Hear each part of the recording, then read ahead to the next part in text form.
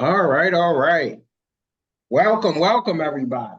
So I know that we are kind of a minute late, had some last minute changes in the building. Um, so welcome to Mornings with Movers. I'm Dwyght with Mack's Moving Training. We have Jonathan joining us today from Ferguson Moving Storage out of Canada. So we got another Canada guest, y'all. And we have Clifford Starks, the motivational coach, waiting on Phil. Phil always tardy for some reason. But nevertheless, we're going to get it started. So, hey, guys, how you guys doing? Doing well, doing well. Excited for another episode. How about yourself? Nice to meet you as well, Jonathan. You too. Sure. Thank you. I'm always ready for another episode with you guys. Guys always Love dropping it. gems. Love it, love it. So, Jonathan, tell us about yourself. So it all started with a spark in my father's eye. No. Oh, it kind of did. Yeah, I don't know. So I live in Canada. Not sure if anyone is familiar with the 2010 Winter Olympics, but that was in Vancouver, British Columbia, which is very close to where we live. Canadians are more interested in the Winter Olympics because it's the only thing we can be competitive at. The summer ones we get destroyed in, so we prefer the winter sports. Anyway, yeah, so grew up in Canada and ultimately ended up getting into moving because I was working for someone else, doing something completely unrelated, didn't like it at all, and thought I needed to figure out my own business. So I hopped onto Craigslist and looked at businesses for sale, and which is an interesting experience. Anyway, from that I saw that there was a moving company for sale, and I thought, how hard could that be? Right on, let's do that. So yeah, I ended up plunging into the moving company, having never moved anyone before, and that's how I started. And yeah, okay. Lots of learning, man. Gotcha. Oh, so we ain't gonna act like Phil ain't in the bed right now. Just he said it's morning, but it ain't morning. Oh man, I tell you what, guys. I'm enjoying life. That's good. Wait a minute. I love it. Love the answer. Yeah, that's good. No, busy day, and hey, I ain't have to go out. I didn't have to get out of the bed. No dispatcher for you this morning. So I guess, is the weather warming up out there, John? Say it again? Is the weather warming up out there yet? Yeah, yesterday was actually beautiful. Walked around with some shorts and t-shirts on for the first time probably this year. So it was like 12 degrees Celsius. I don't know what that is in Fahrenheit. Maybe still sound cold, but 58 Fahrenheit, something like that. Okay. Yeah, see? I told you, Phil, when it get like 58 degrees is basketball weather. Where you at, Jonathan? Near Vancouver, British Columbia, Canada. Oh, okay. Nice. Good friend of mine live out there running the moving company, man. Oh, nice. Yeah. Like in Vancouver or? No, he's in Toronto. Oh, yeah. Yeah, he's in Toronto. Relocation engineers. Okay. Yeah, they've been around. He's been around like 18 months now. So cool. Yeah, he's been telling me about the craziness that goes on out there with you guys. Okay. Yeah. Toronto's like a 5-hour flight from here, so a little different, but I don't know, could be similar. But one thing that's interesting with Canada is there's no regulations. Zero. It's Florida too. Nothing here in Florida neither. No, I don't know if that's a good thing out there, but right. So how's it competing with these road movers out there in Canada? Oh, there's so many. Like anyone can call themselves a mover because why not, right? Like there's nothing stopping you from doing that. And so the range of what a customer can get is truly remarkable, like as big as you can imagine. Mm. The guy with the That pickup has to truck. be challenging for the business. It makes it easy to stand out Okay. because there are so many bad ones. But yeah, then it also can make it challenging to attract someone to want to hire a mover when they're terrified, right? Gotcha. Yeah, no, it's a headache. So I think speaking to you, you've been in the business for about 11 years. Correct. Yeah. Okay. And I know that I started seeing that you were posting stuff about training. So what's that about? Because I got to know. Sure. Yeah. So basically what my journey with a moving company has been all trial and error, really. Like, I did not seek out mentorship or coaching because I didn't even think about it. Like, I was just like, no, I just got to figure this out and whatever. So yeah, that was a bit of a challenging journey, and over time, learned things that were helpful, but had to do it all the hard way, right? And it was just tough. And eventually I was noticing that I was really keen to help my employees start their own moving companies if they were interested in doing that. So that's what happened. Guys would show an interest in having their own business, and I'd be like, hey man, like, I'll teach you everything I know about running a moving company and starting one, and go for it, because there's plenty of work for everyone. And so a few of them did. As you know, it's not for everyone to run your own Oh thing. yeah. But three of them did, and two of them still are doing it. And they all started a few years ago. So one of them has been doing it for 5 years already, and he's grown a 7-figure moving company. So that's pretty cool. And the other guy's doing pretty good too.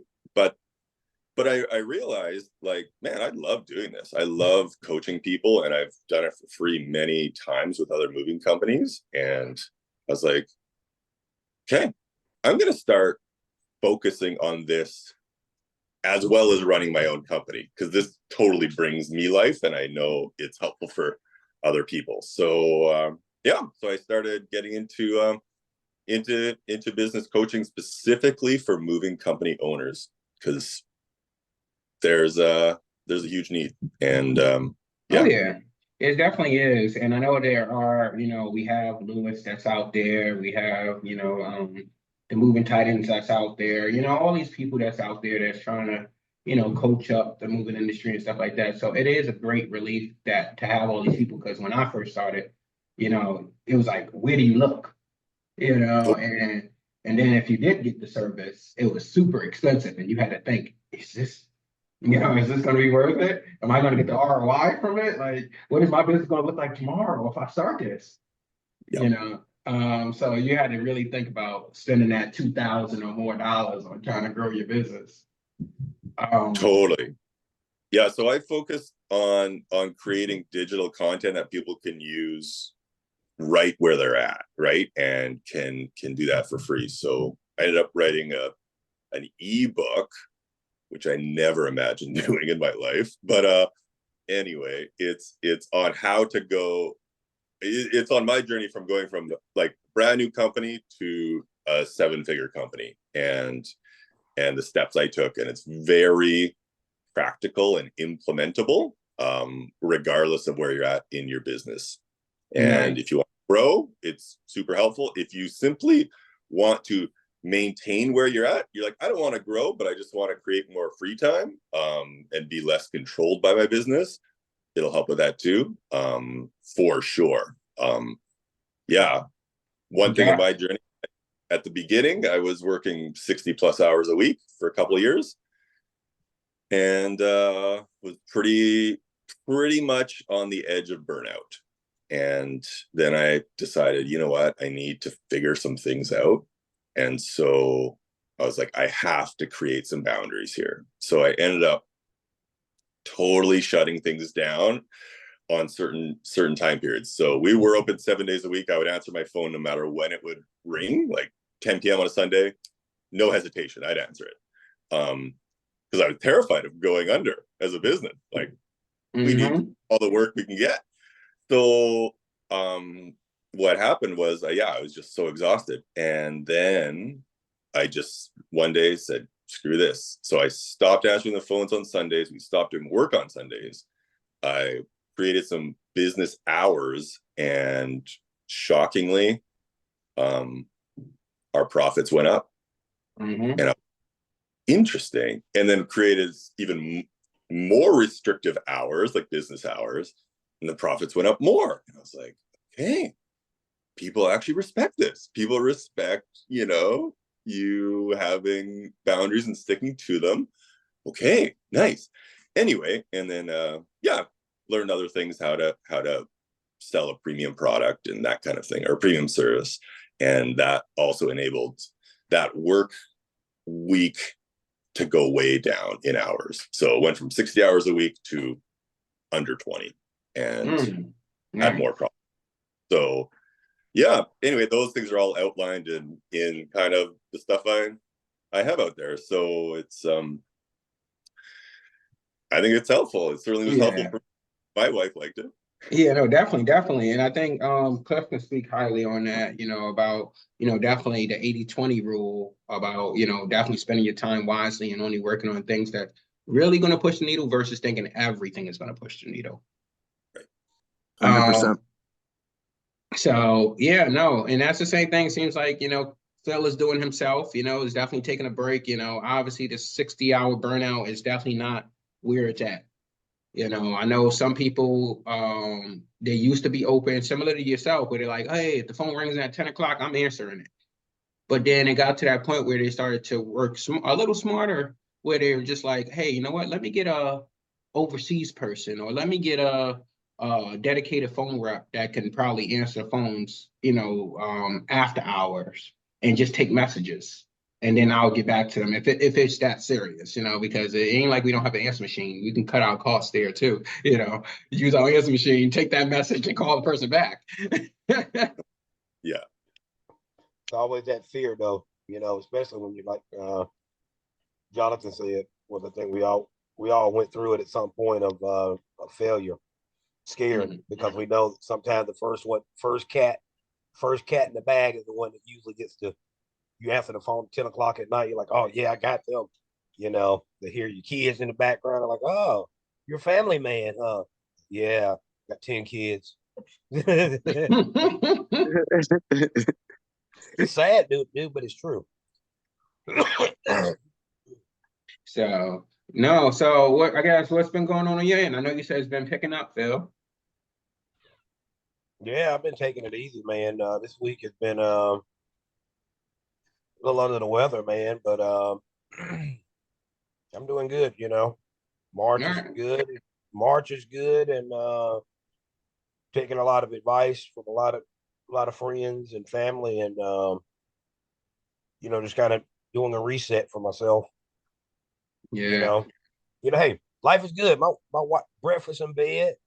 Shit, man, Ain't even Father's Day yet. You getting breakfast in bed, ain't that? Breakfast in bed. I got coffee. My dog's doing good now. Gotcha. What about yourself, Cliff? Any projects coming up? Yeah, so I'm putting the foundation of the Fighters formula in place, and I'm also helping with marketing strategy specifically for business owners. I'm realizing it's interesting because marketing, operations, and product and service, they go hand in hand. So I'm getting better at asking better questions to business owners as they go through their process, because it's not an easy journey. And Jonathan, just off of what you were saying, like we kind of do things to do them, like to just, I want to try this, and we try something. We're like, oh crap, I didn't know I needed this or this piece over here. And I respect anyone who tries, because they have a dream. They have a dream that they want to get to. And the ones who are tough-skinned enough end up eventually getting there, but there's trial and error. There's some fall downs and some get ups, and it's my job to ask them the question so they can have fewer fall downs and more get ups. Mm-hmm. Gotcha. Do you deal with fighters? Is that what you were mentioning? Yeah, so I actually work with business owners specifically. The reason I call it the fighter's formula, I was a UFC fighter. Oh, So awesome. I went from fighting into the business arena. And I didn't realize I was going from one arena to another arena Yeah. until I got into it. But I got into it, I'm like, oh crap, this is just as hard as fighting. So I ended up branding it that way. Nice. You're No, fighting more. He's got a whole Wikipedia page, man. yeah. I've been friends for 2 years, and for some reason I said his name sounds kind of catchy, and Googled his name, and he's got a Wikipedia page. This guy. I said, man. Hey, I'm gonna Google this. No, you made it when you got a Wikipedia. Man, every now and again, I'll go look again. I'm like, that's him. That's definitely him. But no, that's definitely awesome. We've been also doing pretty well over here at Max Moving Training. Obviously we've been promoting a lot of our done for you services as pretty much a training department, type of service. Most companies that start, either usually develop a training department or they just never have one. And the owner is just like, well, hey, you know what? Let me just throw you guys in some training, or let me train you guys while I'm on the truck. And hopefully you guys got it. Whereas, any other big establishment, let's say, phone services or any other company, they all have training departments, and their training department is specifically supposed to just, hey, train this new employee that's on board, and oh, well, this employee effed up. All right, well, let's get them back in a retraining. Let's make sure that they're going to be good. Hey, our recommendation is this. And, moving companies is, they kind of brush that aside because they're just like, you know what? We just need to get these jobs. We need to focus on, making this money. We need to utilize this employee, whatever the case is. And I think they're fearful that those employees are not going to even be there that long to probably even worry about that. Mm-hmm. And, it's one of those things where I feel like, if you have the right consultation in your ear, you have the right people in your back pocket, that you can go to where you don't have to feel like you're alone in the business. It's just like eye-opening. Yeah. Yeah, I can definitely relate to that, Dwyght, of lack of training, and being scared of training an individual for a week investment, and then of course, them not showing up, having 75 applications and two that show up, and so the two that show up, you're so gung ho on trying to keep them, because it's a difficult market to keep guys. Mm-hmm. And I don't care. A lot of moving company owners, I get it. Some of these companies been around 20, 30, 40 years. You're supposed to stay busy 7, 6, 5, 6, whatever days you're open, right? Us guys that's been around, unless you're spending bukus of money in marketing, you're not running 15, 20 trucks out 5, 6 days a week. I don't care. You know what? I've been lied to many times. People tell me that I ride by their yard for 2, 3 days straight, and all their trucks are sitting there. Lie to someone else. Let's be honest. This shit happens. So how the hell are you going to keep the guys? Let's back up though. Be honest. How you going to keep the guys? Right? The guys got to eat. Right? So that means guys that went away. Your ass ain't had no work. Trust me, we went through it. Everybody's going through some shit right now. Whether people want to be honest with what's really going on in the industry or not. It's been a cutthroat game.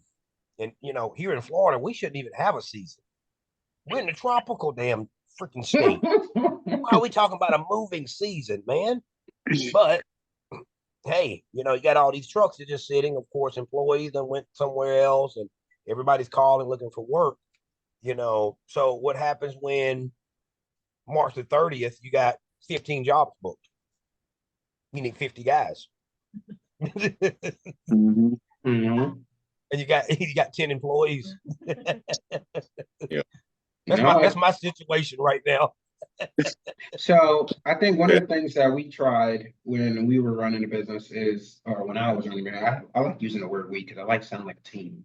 But when I was running the business is that we used to try to always keep the door open for recruiting.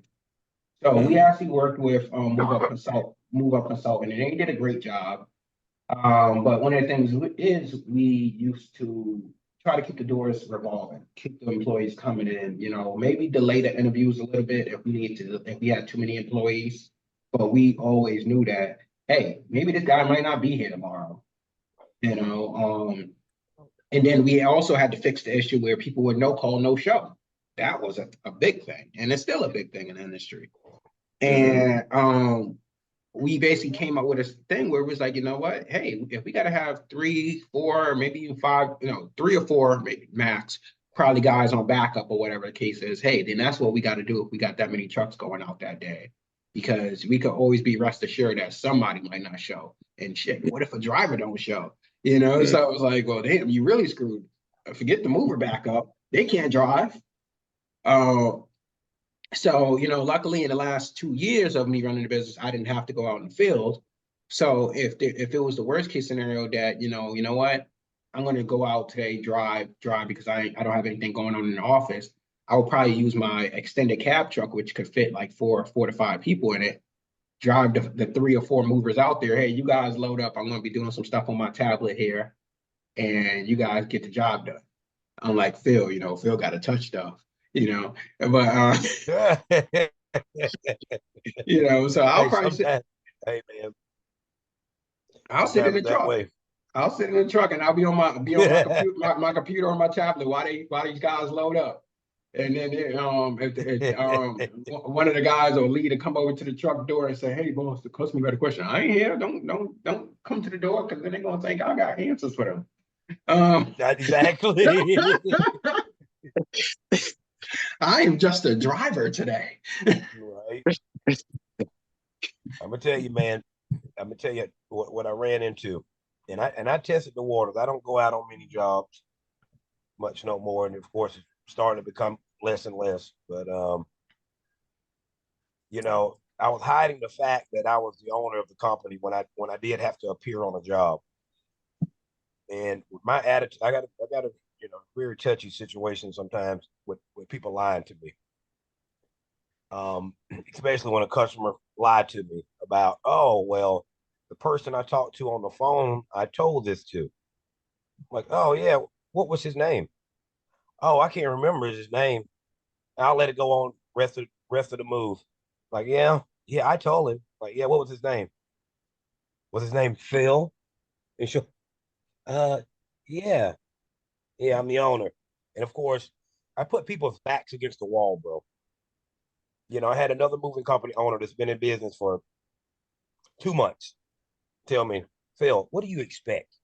What did you expect for these people to do when you tell them that they're lying in their own home?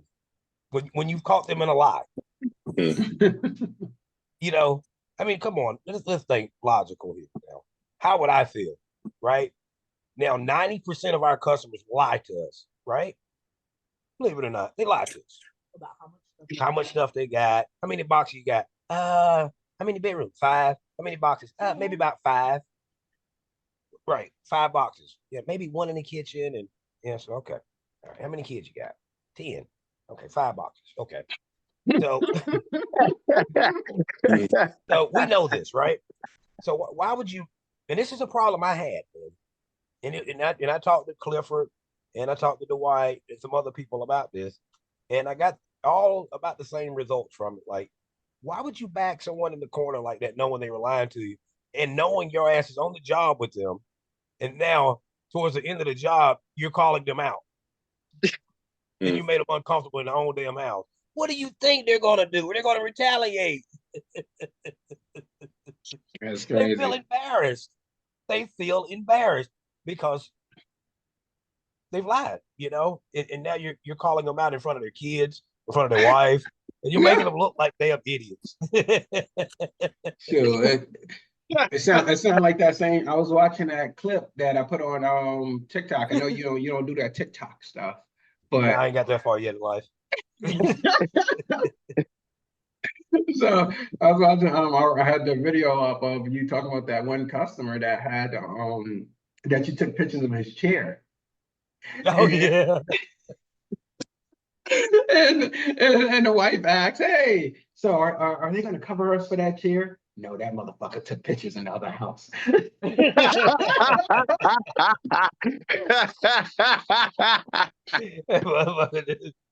Oh, dude, the stories go on and on. The shit that we see, bro. It's been a good journey. You know, I'll tell you the one thing that serves me every single time is I had a coach, and he said we could either walk around with water or we could walk around with coffee, hot coffee. And when we get bumped and there's water, we laugh about it, we goof about it, we have fun, we move on. When it's coffee, we get pissed off, we're angry, we're like, who is the idiot who bumped me in the middle of the hallway? And in life, like, I just do my best to carry water with me and laugh at the good times. I got to say, I appreciate having these moments with you guys because I Oh, love man. the stories of these customers. They are interesting, to say the least. And yeah, we can just laugh about it. Man, let me tell y'all a quick story real quick. It's probably a couple of months ago. So, of course, the job that I do sometimes have to go on a cherry pick, right? Of course, no stairs. I'll take an elevator. Oh, 2,000 or 3,000 pounds. That's me. 3 guys, 4 guys. That's me. I'll take that one. Everybody else go, go, go, go, go. So I took this job, man. The guy, dude, I could tell his wife looked at me and looked at him. So we get there, pull up. The guy's already trying to tell me how to back the truck in while it's already backed up. I'm like, okay, we got this guy today. He's like, can I ask you a question? I'm like, well, yeah. Why did you guys bring such a big truck, man? When I moved in here, I used like a 14-foot truck. And I'm like, we want to make sure we got enough room. But in my mind, I'm like, yes, I got the smallest job. I hit it right this time. So we get upstairs, and the guys, he's like, oh, I got a storage locker over here too. It was in the same building. He's like, oh, it ain't but like five totes in there. He half opened the door up, bro, and I seen 60 totes.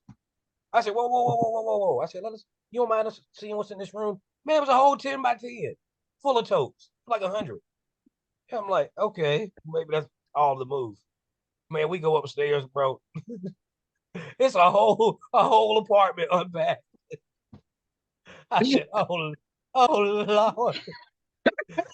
From walking from the top of his apartment to the truck took a good, I counted it, 11 minutes. 11 minutes. It took us 7 hours to load a full 26-foot truck, and I packed it floor to ceiling. And I looked at the guy and said, man, I thought you said it 15-foot truck. Oh, Good surprise. that was some time ago. I said, man, get out of here. Oh no. Oh no, I forgot this part. I forgot. I forgot about this part. He said, hey, quick, he don't know I'm the owner of the company. He said, hey, quick question. Did they bring another truck with somebody else's stuff in it? I said, what do you mean? He's like, that's all my stuff in that truck. He kept coming out there looking. I said, yeah, man, what do you mean? He's like, oh, I thought I heard another truck pull up. I'm like, that was another moving company, man. Why would we put your stuff in the truck with somebody else? Yeah, we had a situation as well where one day I went out in the field and it wasn't supposed to be a big move, but this was an older style building where the halls were so long, which made no sense how long these hallways were. But it was like easily a football field long type hallways, and naturally the customers always live at the end. So, we managed to grab everything, put it in the truck or so like that. Truck packed to the brim. Because the last thing that couldn't go in the truck was a flat screen TV, and it was probably like a 50-inch TV. And of course, it was in a box. Couldn't have a box. So, but luckily, the customer was only moving across the street, probably like a couple of buildings up. So it wasn't that bad. So we drove the truck. One of my guys decided, hey, you know what, boss? I'll just carry the TV. Okay. Oh boy. Whatever. No, he made it over. Carry the TV all the way over, and then basically, it was 3 of us. So we backed up to the loading dock. we had to go up, take everything off. So one guy was running in front of the loading dock to the elevator, sending in the elevator upstairs. And then basically there was one guy upstairs that was pulling it off the elevator and running down the hallway. But not to mind you, the hallway that where they lived on was so long too. So just imagine you trying to be that guy that's offloading on the top and trying to run everything down to the person's house while trying to come back. And you got one guy in the truck that's unloading the truck. And it's just like, after like 7 hours, 8 hours of just walking back and forth, you know, I'm sitting there pulling the Colin Kaepernick, taking a knee and stuff like this. Like, I'm tired. Customer come down the hallway looking at me like he's just full of energy. Like, why are you taking a break? I'm like, excuse me. Man. And then he didn't even tip nothing at the end of that job. I think he gave us pizza money. It might have been like $20 split between 3 people. Man, that's a good damn boy. But I think my guys did a trip down to New Jersey one time, and they loaded the guy up, drove down to New Jersey, got him offloaded, came back up, and next thing you know, like I said, one of my guys almost I think had a fight with the customer because the customer like, "Oh, you guys did a great job. Here, take this $20. Go get some food." My guy like, "Man, you don't keep that money and stop playing. Like, you trying to give us $20 like after this long day dealing with you." Man. But no, so are you still on the truck yourself, John? I am a little bit by choice. Okay. I might go once a week or so. And it's mainly it's mainly to kind of break up my week so I'm not just kind of sedentary, you know, like in front of or on a phone or whatever. So there's been different phases of my business. So I found a sweet spot that works for me physically and mentally and and that's working between like 25 and 30 hours a week with 1 day a week on the truck. That's what I find is my sweet spot for sure. Gotcha. That's good, man. So John, I'm sorry. I was just going to ask John. So, there's a lot of guys, well, they don't like going on that truck. I don't really mind. You know, I'm still a young whippersnapper myself. But Older. I am not going to tell you. That's up 30. I'm 41 with some gray. You're 41? Oh man, okay. Yeah, man, I'm 42. So okay. 42. Yeah, so we're still younger guys, man. So I don't have a problem with it. So, but when you go on a truck, though, do you when you introduce yourself to a customer, do you tell them that you're the owner? No. Not because I'm hiding it, just because like we all introduce ourselves to the customer and that's it, right? And I'm like, I'm John, this is George, blah blah blah, right? And we just start working. But then usually as the job's going on, because I'm kind of type A on the jobs, like I'm like, all right, let's do it this way, like not over demand, like overdoing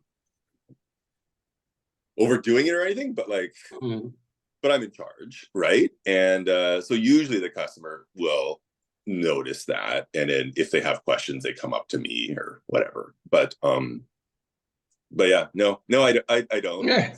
Yeah, a lot of people don't do it, dude, because people they want to ask you. I mean, my reasoning was, of course, people always want to, and it could be no reason, just people always want to. That's why people always say, I want to speak to the manager.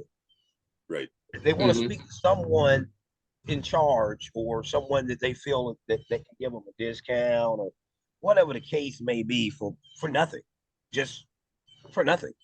Yeah. You know, and that was always my reasoning behind it. But I had a lot of problems. Not kind of, I don't know, maybe it was just something personal I was going through with people, but I was starting to argue with my customers, something I'm not proud of. Especially when I've been lied to, and of course they try to make someone that they talk to on the phone look dumb, which was me, because my phone voice don't match my damn appearance. So they was like, no, that was a white guy. I'm like, yeah, no, that was me. Unfortunately, country twang. There is a little Dave Chappelle vibe in your voice for sure. At times, it's pretty uncanny, actually. Yeah, man. So, it's kind of, I always ask that to a lot of movie company owners myself, because I do go out occasionally as well. And sometimes not because I have to, but I don't really have to. Sometimes it's because I want to, Yep. I mean, my wife and now we got a GM down there, they run the office, and my son. So I don't really have shit to do. They don't like me in the office because I'm a little demanding. So I just kind of like float around. Like, well, I guess I'll go on this job. So we're not gonna act like we don't hear those seagulls or birds over there chirping. That Ah, making us feel like season is here. But oh you just man. in Florida, that's it. Um, I tell you, But man, you guys got tough skin, man. Northern guys, Canada guys. God almighty, dude. I couldn't imagine waking up and having not just going and jumping in my truck and just driving away immediately. oh well, that's why they got remote starters. You start it Yeah, but before, and man, you I, can I jump in see, your car when you get out. man, I seen you out there on that Mustang freaking scraping the damn window. Like, Oh well, yeah, that's a different story when it's snowing. yeah, I'm like, Yeah. oh man. Although if you have to live in Canada, you want to live in the area I'm in. It's the most mild. We might get snow 5 days a year. Oh It's, wow. Oh, it's not, nice. but like your friend in Toronto with the moving Oh company, yeah. that dude, yeah, he's got a rough life. Yeah, he was telling me about. He was like, "Oh, you have to plug your trucks up at night." I'm like, "What the hell Yep. are they? Remote control cars?" He's Yeah, like, "No, literally for the glow plug in your plug." so it doesn't freeze. Like, Yeah, I'm like, "What the hell?"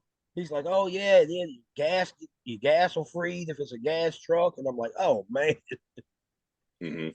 Well, no, I gas, can't." I don't know. It must be that cold because gas don't ain't supposed to freeze.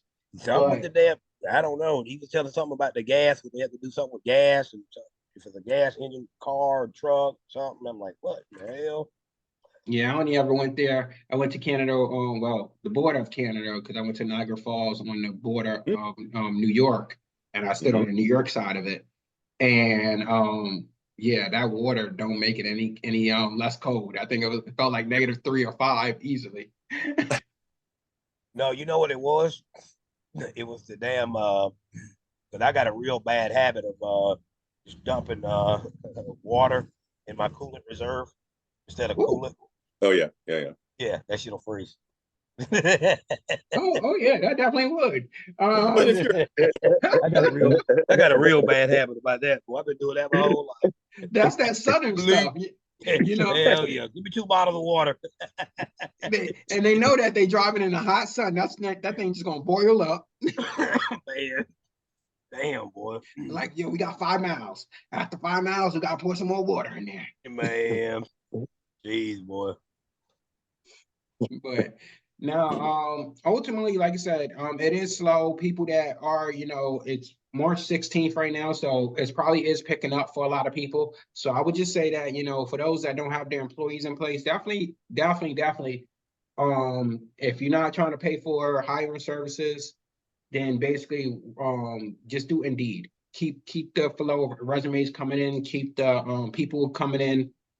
Schedule more than enough guys for a job. Figure out your payroll schedule. So basically, for us, like I said, we had if there was 3 crews going out of 9 people, we probably have like 11 or 12 people on staff, for that day. And we have all 12 of them come to the office and hey, you know what? If the guys aren't here, the main guys aren't here by 8:01, and we tell them to be here but between 7:45 and 8. If they're not there by 8:01 and that backup is there, hey, that backup is going out. Unless they called us and told us, hey, I'm running a few minutes late. That was a way where, hey, one, we kept people honest, and then two, if everybody did show up in time, we would then just pay those other 3 guys for showing up, pay them a couple of hours for just showing up, and it was a little extra money to be paid out of pocket for a little reassurity that, hey, you had enough guys for that day. Yep. It's very rough when you 8:10. Let's say your job starts between 9 and 10, and it's 8:10, 8:15, and you still looking for your guys to show up, and they're Yeah. nowhere to be found. And now you short 2, 3, 4 guys, and all these jobs are big. So you can't just send 2 guys on that job and say, oh yeah, guys, go get that done. It was estimated for 6 hours with 3 of you guys, but I think you can do it. It don't make no logical sense. And you find yourself having to call temp services. And there's in Florida, they got people ready out there in Florida as well, Phil. But in New York, we'll call people ready and they'll just send us whoever they got that's sitting in the office. But even then, you still got to wait for that guy to come over. You don't know how old that guy is, or that guy is just like, yeah, no, I can't really lift this heavy stuff. Dude, why'd you come? You know it was moving. So, See, I'm too picky for that, man. I am. I'm too picky for that. I am. Sounds like Jonathan there probably is too with his business. I did it one time ever. I'm way too picky for that shit. I like a certain looking guy, and I need to look at him first before I send him out. They send you those guys with no teeth in their mouth. Like, yeah. I got great tattoos on the face.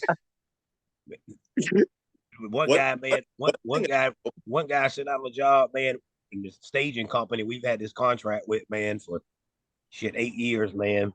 I think it was the only time that she asked me not to send that guy again.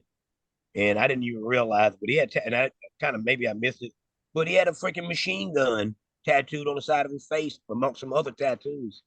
And she was like, Philip, the guy with the machine gun on the side of his face, you mind not sending him again? And I'm like, oh shit. I'm like, was it a machine gun there, Wilson? In a big old pot plant. And I'm like, what the hell? I think I seen the pot plant. I kind of overlooked that. I was so embarrassed, bro. But she didn't say that. She just said the guy with the tattoo. She was like, oh, he was sweating pretty bad. And it wasn't that. I knew exactly what it was. Like, yeah, but they always sweat. But why was his sweat different? What were you gonna say, John? Yeah, one thing I heard of from a guy around here, an owner here, is he would always schedule extra guys, and his rule of thumb was every 6 guys that were scheduled, he would send an extra guy. So if he needed 12 guys for the day, he'd send 14 or schedule 14. And then if everyone did show up, they would just go with the extra guy to the job and be like, tell the client, oh yeah, like we actually were gonna bring 2 guys to this job. Now there's 3. The cost is now this. Cool with you? And he said if he positioned it well enough, the customer would just say yes, right? Be like, sweet, yeah, we can get it done faster. Cool. So I know you had mentioned scheduling extra guys and maybe sending them home, but possibly that could be an option too, although you then have issues with space in the truck and stuff like that. Unless you had the extended cabs, which we did have one where we could fit 4 to 5 guys. So we would send, if it was a 3-guy crew in that truck, hey, yeah, we'll send this 4th guy. But we would never charge the customer an upcharge. We would just say, hey, we're sending you an extra guy for the day. They get done sooner. Great. We get to save you some money. But, just make it more about the customer per se. Well, yeah, they would love that. And, hey, the customer, your profits go way down though. Yes, it does go way down. But at the end of the day, it's all about keeping your employees happy too, because you got to feed somebody, which now they're going to appreciate it because they're making money for that day. And it's a little give or take that your margins might get hit that day. But at the end of the day, we can't be crying about the little numbers. We'll get it back. It's just employee loyalty is what we're really buying. Sure. It's been hard for me to do that. I think we've done it maybe very few times. Of course, charge the customer after we've, negotiated the 2 people. I mean, we have a large warehouse now, so there's a lot of shit to do. Mm-hmm. So I always keep a spare guy. I don't really have a formula behind my madness. I make sure I got a spare damn driver and his ass can sweep or do something for freaking 3 or 4 hours. Yeah, how much you sweeping? That's a lot of sweeping. Man. So, we got this big ass warehouse now. So I've created where my office was at. I got kicked out. We've created that as a training area. So we put down really nice hardwood flooring in there for the training. That way we could show it was shit that came off of a job, and my father-in-law put it in when he was working for us. That way we can give demonstrations of the not the push drag, shit on hardwood, but putting all that stuff together, man. There's still a lot of work to do, and as the season continue, man, that I really hate cutting. I mean, if it's a good profit job, bro, well, you got 4 guys already, maybe send a 5th, just kind of speed it up lightly. But a 2-man job, man, it definitely hurts, bro, because they're definitely going to speed that job up, and not just if you're not increasing that hourly rate, the hours are going to go down. It's just a dud at that point. Of course, already off of low margin. Yeah. So that's the thing. So that's the thing. I think you have to know your margins already going into the situation. So I know that John said he charges flat rate. So I'm assuming you already know what your margins are. You know that obviously those margins for a 2-man going on that flat rate service should give you the percentage you're looking for. And that 3-man obviously is going to bring that percentage down. So like for me, I was an hourly person. So the hourly, like for a 3-man service was like typically like 200, 215 an hour or so like that. And a 2-man was probably like 160, 180. Now I did that intentionally because the 2-man, I didn't really want to sell 2-man services. Like those jobs to me were very small jobs. So instead of customers saying, well, hey, your 2-man is 160, I want that. I don't want to pay the 200, 215. I'm like, well, hey, if what, if I'm going to send 2 men out there, I'm going to put it up extra $20, 180, because it was, hey, you know what, we're going to get compensated for having the inconvenience of having to send out 2 men. So obviously, with that being said, that extra little oomph that you put on top of it, you're already above your 28% labor percentage. You're probably got the guys down to about 20, 22%. So now you added a 3rd guy in there. That 3rd guy could probably get you around that 28, 30% labor percentage. So in that case, you're okay if you know how to finagle your margins by sending an extra guy out there. Now you don't want to do that all the time. Yeah, like depending on the amount of driving, the actual labor percent should be very similar for us doing a fixed rate, because we know how much one mover will move in an hour. Therefore, that ratio is still the same, whether it's 2 or 3. Although there is a point where it changes, right? If you have 2 men bumping into each other, then you're like, now we're inefficient, right? But yeah, there has been a lot of freedom with charging by the flat rate, with how many guys you send over and expectations of the client. Like, they're never saying, oh, you said there'd be 3 guys and there's only 2 here right now. Like, that conversation has ceased. It never happens. Whereas in the past we did charge by the hour. Like, I had my first moving company, we charged by the hour, just gave an estimate over the phone, and dealt with tons of those lying customers, Phil, for sure. And I think it's not an intentional lie by the customer. It's just a matter of the system that is being used when you do an estimate and asking the client for info is you're expecting them to be the expert, and they're just not. They move once every few years, and so they don't know what they don't know, and so they're just kind of guessing, and then the guess is taken as fact, and then movers arrive at the home and realize the fact was different than what they thought they meant, or what you thought they meant, and now we got a problem. So we ran into that all the time with the hourly rate. And then when we did make the change to charging a flat rate, so many of those headaches went away. So many. And it does take more time and effort, though, to do a quote, right? Like, to go to someone's house and do a quote rather than a estimate over the phone. So there is a cost to that, but the benefit is you don't.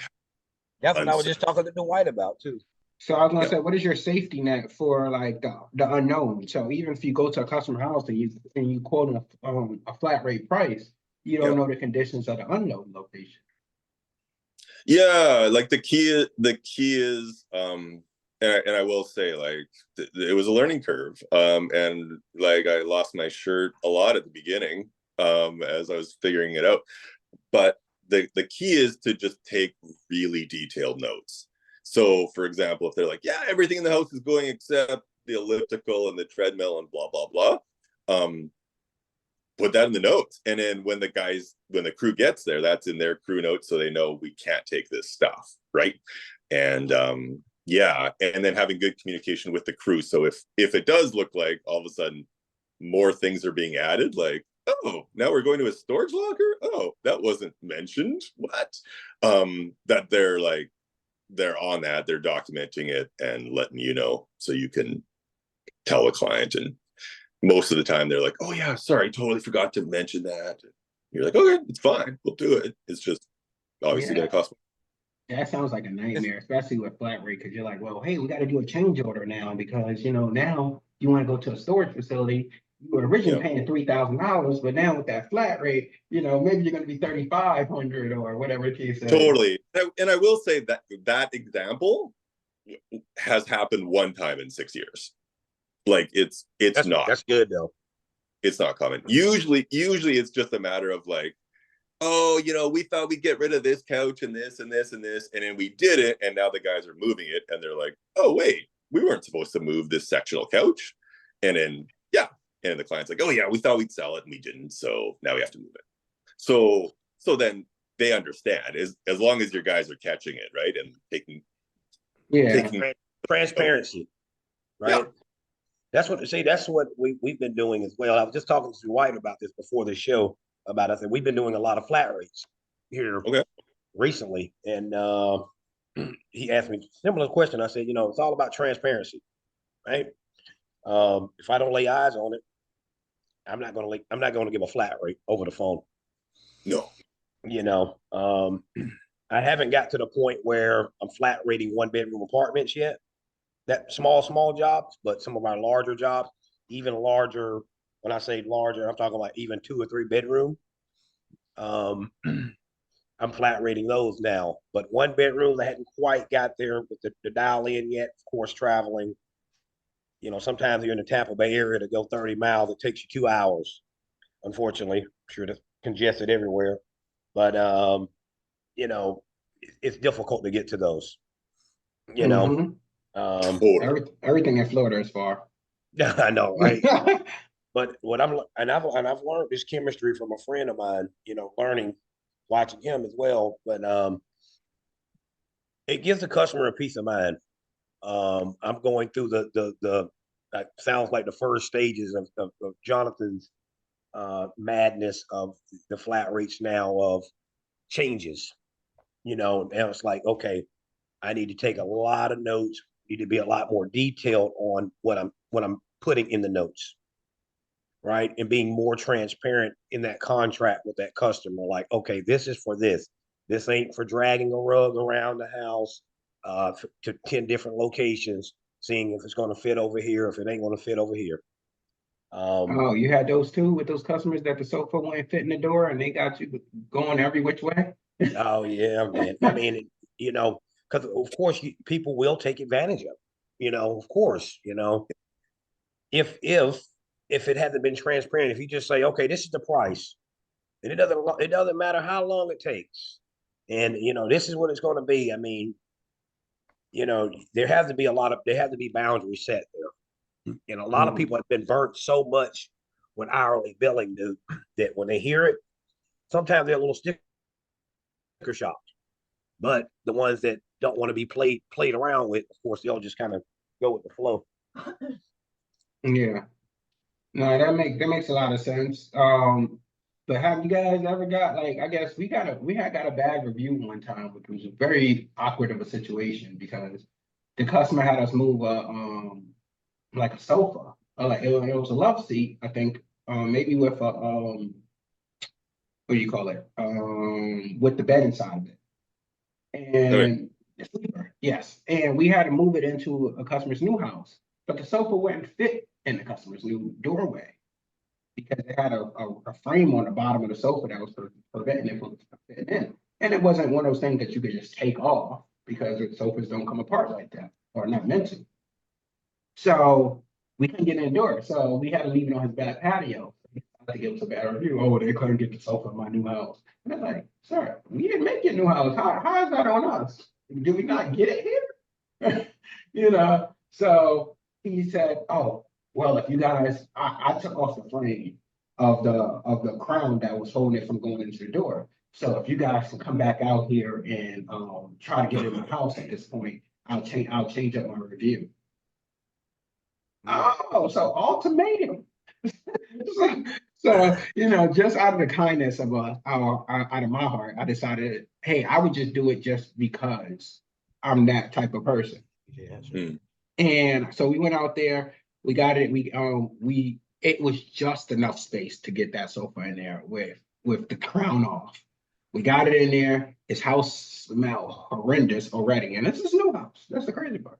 So, you know, just trying to not to breathe at that much while trying to struggle with the sofa to get it in. And then he had everything in the world in the spot that we need to put the sofa. So we carrying this heavy sofa, trying to juggle it around. He's like, oh, let me move this out the way. Let me move this out the way. Oh, yeah, put it right there. Ultimately, we got it done, but he ended up changing his review, gave us a 5-star review. Oh yeah, those guys were great. They came back out here and they actually put my sofa in the house. Come on. Okay, whatever. And those are just the people I guess you got to deal with. Yep. But yeah, no. So we are getting close to the end of the hour. Was there anything that you want to leave off, John? It's been great. Thanks. Thanks for having a little white boy from Canada on the show. Yeah, I appreciate it. If anyone is interested in checking out stuff, you can go to Instagram. It's at The Moving Coach. And that's where you can find free resources and other helpful stuff. Definitely. Only on Instagram? At the moment, yeah. Oh, okay. Yeah, you got to have your niche. You know, obviously I've been trying to stay on Facebook as much as possible. So Instagram and TikTok seems like a foreign animal at times. I don't know. TikTok might be going away. Yeah, that is a saying too, that TikTok is maybe getting banned soon. Yep. Gonna be a lot of upset people. Mm-hmm. So but yeah, Cliff, you know the deal. Take us home. Hey, either you're carrying coffee or you're carrying water. Life has ups and life has downs. I do my best to carry water as much as possible, but I've carried coffee from time to time and burnt myself and got really, really upset, even threw it in the person's face. Life can be amazing if you make it amazing. So I thank you all for being on who watched us. Jonathan, it was a pleasure meeting you. Phil, Dwyght, appreciate you guys as always. And let's have a great weekend. All right, y'all. Y'all enjoy. Take care. Keep grinding. Have a great one. Why you look like you got Photoshop?